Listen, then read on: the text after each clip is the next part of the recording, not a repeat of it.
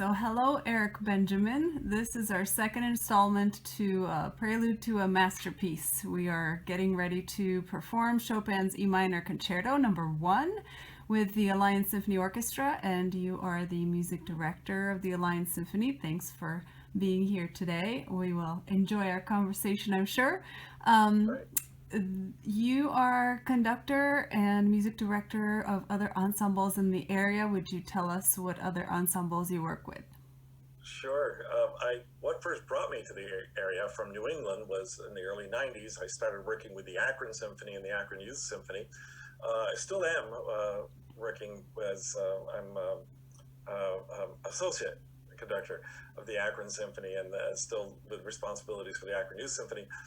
And then for 25 years, I've been music director of the Tuscarawas Philharmonic.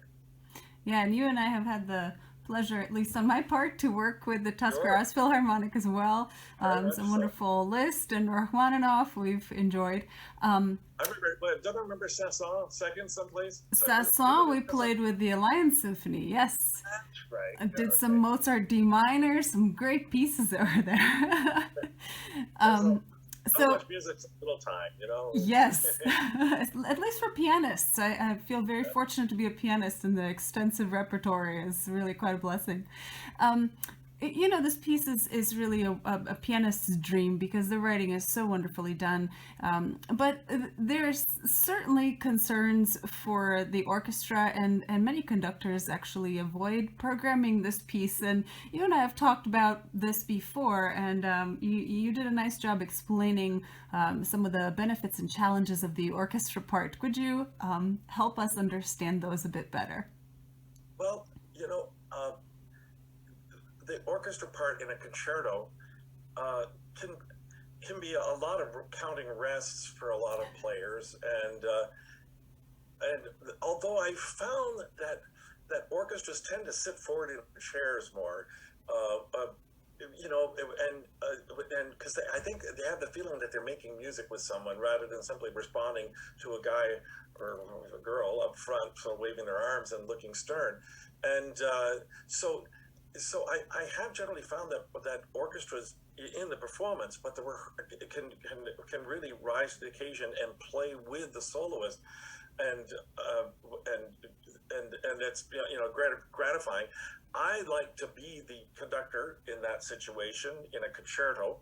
For one thing, the momentum of the piece depends so much on the solo part, and therefore it's for me to sort of channel the players and you as a soloist, for instance, and facilitate that really big chamber music experience of playing together.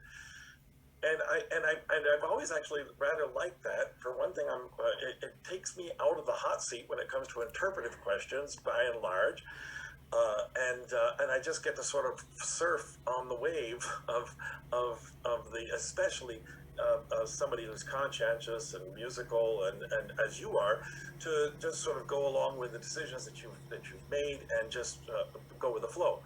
And it is an interesting thing too that I find that as conducting, I have to really make sure I've got an ear glued to what the soloist is doing.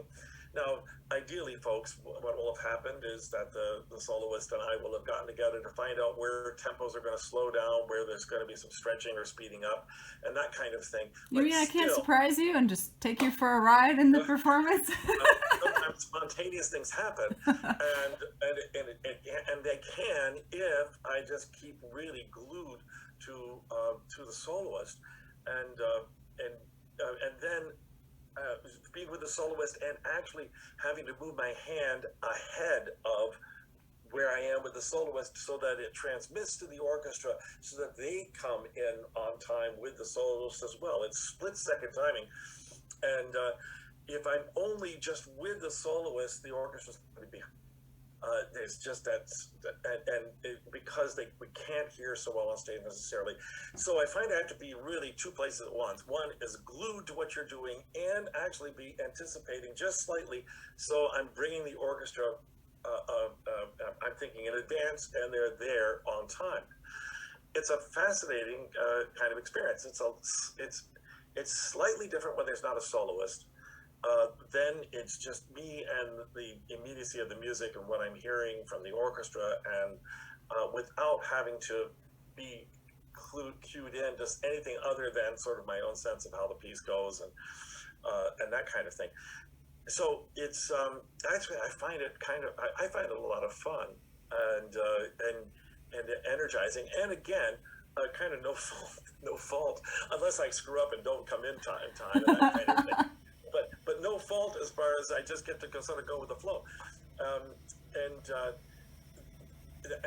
so I've always liked working on concertos, piano concertos, particularly because there's so much substance in the writing. Not to slam violin concertos or cello concertos. Certainly the Dvorak cello concertos are a remarkable symphonic piece, but many piano concertos, it's a lot like conducting a symphony.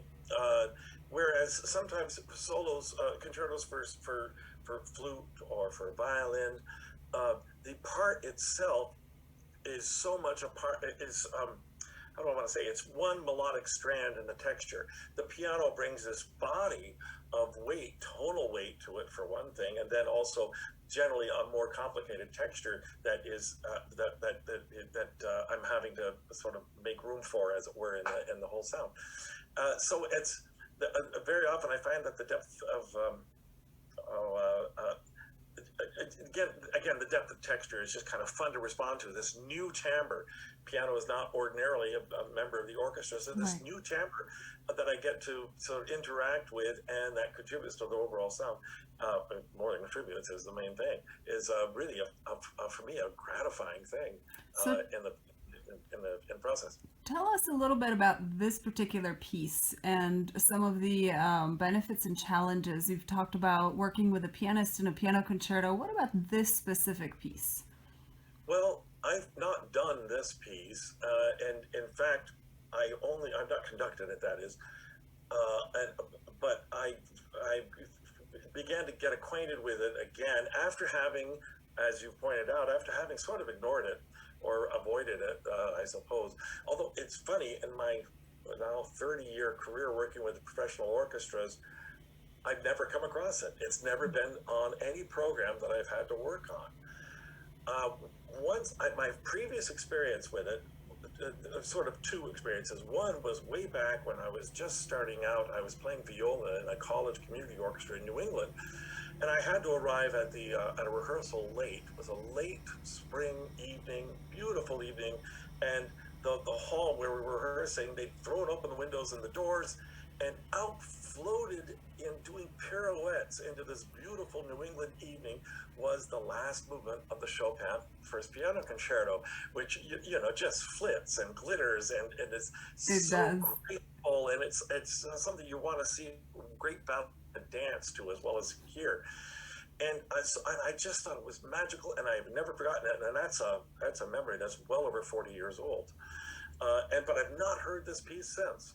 But I've remembered always that moment with that third movement, that it was so exquisite. So our public has that to look forward to. We're planning to, if the pandemic allows, that third movement along with the first two would be in October. And some of our string faculty members, Elaine Anderson and Jerry Miskell and Susan Haddox, Bohdan Subchak, would play a chamber music version with me in the early fall. So it'll be a step-by-step progression to the real thing. So that's great. It's such a neat memory to have, and I agree, this piece is just captivating, so I look forward to it. I find that a lot of the times it's not programmed because it's not perhaps very well orchestrated by a very young composer who knew the piano intimately but maybe wasn't as comfortable writing for other instruments, and so much of the meat of the piece, so to speak, is in the piano part, and perhaps the orchestra is Chopin was a pianist, and so the orchestra is oftentimes not his focus. Do you feel that there are some of those challenges, and what can the audience expect from the piece that will be beneficial and beautiful anyway? Well, I'm not sure that a lot of your average concertgoer would recognize the difference between this and, say, a Beethoven concerto or Mozart or Schumann, which is a little bit closer to the time period, I suppose. Mendelssohn.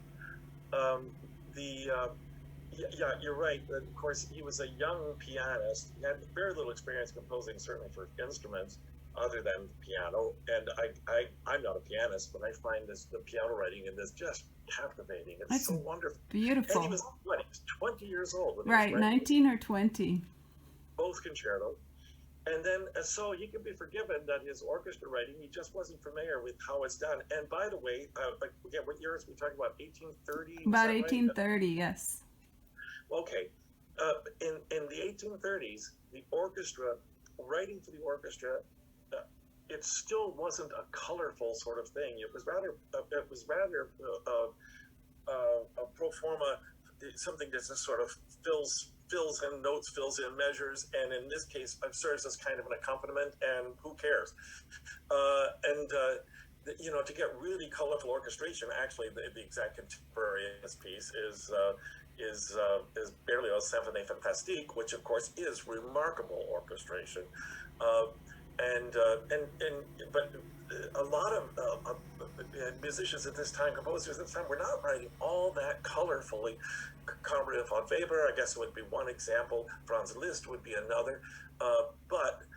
It's almost the norm for this time period is that the orchestra writing will be kind of bland, and in this particular case, it's a young composer writing, what we find is he writes mostly for the strings in the orchestra, and even then, though, it's a very narrow bandwidth of sound. They're written all sort of clumped together in the same range, so we don't hear this broad expanse of string colors from the upper registers and lower registers mixed together and that kind of thing. Nor do we find an awful lot of the wind players. The wind players count a lot of measures rest in this. So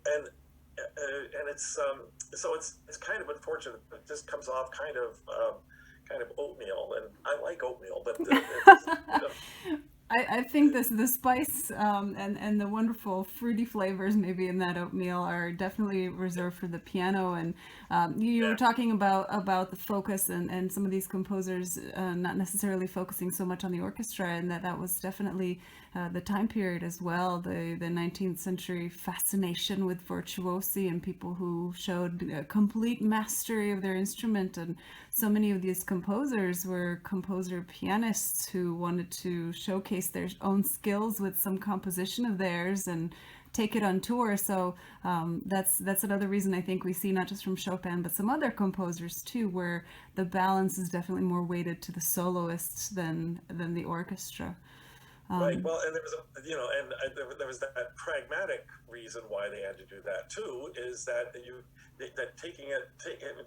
certainly Chopin wrote this as a vehicle for himself and for his own career, and so if he's going to stick these parts under his arm and go off and travel Europe and play in Riga or in someplace in Latvia and then go over to someplace outside of Hamburg, you couldn't count. It'd be like pulling into Alliance and not knowing that there's a symphony orchestra of the caliber that we have in the Alliance Symphony, but not being able to. He had to write for instruments that he knew would be reliable, not even just in terms of having players in the seats, but that could cover the parts adequately. So, and there was strength in numbers in the string section. So even if they weren't very good players, there were a number of them, and so that there were not big solos for the wind players. And it was simply pragmatics. Also, back then, rehearsals were much less formal than they are now, and schedules, that kind of thing. He couldn't even count on necessarily getting a rehearsal even necessarily. Right. It might be, as the way the concert culture was back then, they put the parts out on the stage, they come and the concert is sight read. And even today, I don't have to tell you, one of the complaints that soloists have coming in, even when the orchestra will not have prepared the concerto at all, because the conductor's much more interested in the symphony or the tone poem or whatever else that's on the program, and it's sort of figured that the players will just sort of make the concerto happen. Well, then now as then, that the concerto might get short shrift. So anyway, he was writing out parts that were easily played and could be counted on. And it's funny, I looked at the score again, and some of the coloristic effects he writes, we won't be able to hear. It's miscalculated. He did have some friends who helped him write it. They were composers. Some of them went on one of them went on to have a career writing fairly important orchestral pieces, at least within Warsaw. And so again, the writing for the instruments is a little naive. Some things are just way too easy, and other things Too are difficult. just not to be heard. Yeah, Right. and they're a little awkward. And it's funny. I only look at the score just because obviously we're talking about it and we're going to be doing it later on, and I'll look forward to helping the players through this. But I've got to tell you that part of my prejudice against the piece a bit, notwithstanding that wonderful experience I had with the third movement all those years ago, was when I was in a master class at Tanglewood Music Center, and one pianist was sitting and just playing some piano, playing some Chopin before our conducting class began, and in walks Gustav Meyer. I did not study with him, but Gustav Meyer, who was the conducting teacher at Tanglewood back in the 80s, and he walks in and he says, "Oh, Chopin, yeah, it's very nice, very nice." He said, we just did the first concerto, and it was so hard to make it musical. In terms of coaching the phrasing and coaching the sound in the orchestra, he said, and so he prejudices me against the whole piece by saying, yeah, it was just so hard to make it, really work for the orchestra. And I'm imitating his Swiss accent. And so I stay away from it. Well, as I say, it's a little awkward. It's not worse than a lot of other concertos written around the same time period. And then the caliber of the piano writing, as I say, I'm not a pianist. It makes me want to play it. But some of the parts on this, and we'll look forward to just sort of picking up with whatever there, and getting to play the piece with you will be treat enough.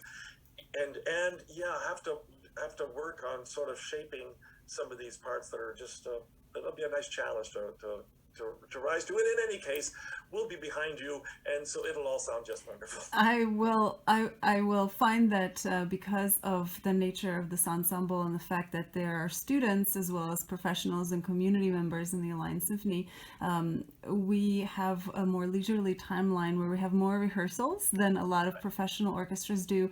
And so you and I, in preparing pieces before, have had the soloist come into more rehearsals than normally is seen with professional orchestras. And I think that not only helps the students, but in the case of a piece like this, will probably help, since the piano part is such a driving force, will probably help inform and make the piece coherent for the musicians in the orchestra as well, and perhaps make your job a little easier in trying to shape something without the soloist there. Yeah, that's one of the luxuries we have. And I'll also tell you that simply I've never subscribed to the idea that the concerto, is relegated to the basement when it comes to allocation of rehearsal time. For one thing, I don't want you to get mad at me, and for another reason, I just think the piece by itself, deserves that. And so you plan a program so that there's adequate time and to work with a soloist such yourself on a piece like this. And then, if we play hymns on the rest of the program, that'll be okay. But pick the repertoire so that we have time to do both. And but yeah, I went listening to the piece again, and it's just infectiously wonderful music, and it should be played more. And I'm glad that we can contribute to that. Interesting that, and I haven't heard this, but some people have undertook to re-orchestrate this piece. Okay. The Russian conductor Pletyev, for his recordings of both concertos with Daniel, I forget his last name. Rifanov, I think. Yes, right. Has done a new edition of this, and I'd be curious to hear it. Actually, before we undertake this, I'm not going to reorchestrate this, and I'm not going to go out and rent his. We're going to use Chopin. Right. So you can make some edits that maybe would help it speak a little better. Sure. Let me ask you one more question, and this is just pure curiosity on my part. You've worked with many pianists and on many different piano concertos. Is there one that you hold as your favorite, or one that you've done, or one that you'd like to do? Just simple curiosity on my part. Schumann, I'm I'm a big fan of the Schumann Concerto, and I was assistant conductor with the Alliance Symphony when I'm forgetting her name, played it with us, and it's hard. Yes. It's really it's hard, not just rhythmically for the orchestra. It's very tricky. The Beethoven Fourth Concerto I adore. I got to do that a few years ago with Peter Tukash, and it scared me half to death because it's very chamber music. It's a lot of parts in and out, and the players, individual players, need to really be cued in with what they're doing on their press. They can't simply rely on conductor hand gestures, and it was much more difficult than I expected it to be, because it actually sounds like a G major holiday. It does. And the Ravel G major, while we're talking about it, the Ravel G major is such a light, wonderful thing, and again, very hard. Speaking of brilliant orchestration, though, that's definitely such wonderfully colorful writing for the orchestra. Yes, right. That's on the edge of what some orchestras are capable of. Right. At least in some individual parts. So yeah, those are some favorite piano concertos that I love to do. Although I've said that each one that I really love is really hard and scared me half to death. Well, as a selfish thing to say, I am very grateful that you are willing to give the Chopin E minor a chance, and that I get to play it with the Alliance Symphony, and I very much look forward to it. Thanks so much for chatting, and we look forward to the performance. In the meantime, stay tuned. We'll have more episodes with points of view from various musicians, including Samuel Atkinson, who is a student music major here at Mount Union, and he knows a little bit about playing with orchestra because he has gotten the chance to work with Mr. Benjamin a couple of times in the Alliance Symphony after winning a concerto competition. And Samuel is also my accompanist for the rehearsals as I'm learning this piece, so we'll have clips of those rehearsals as we go along as well. Thanks much.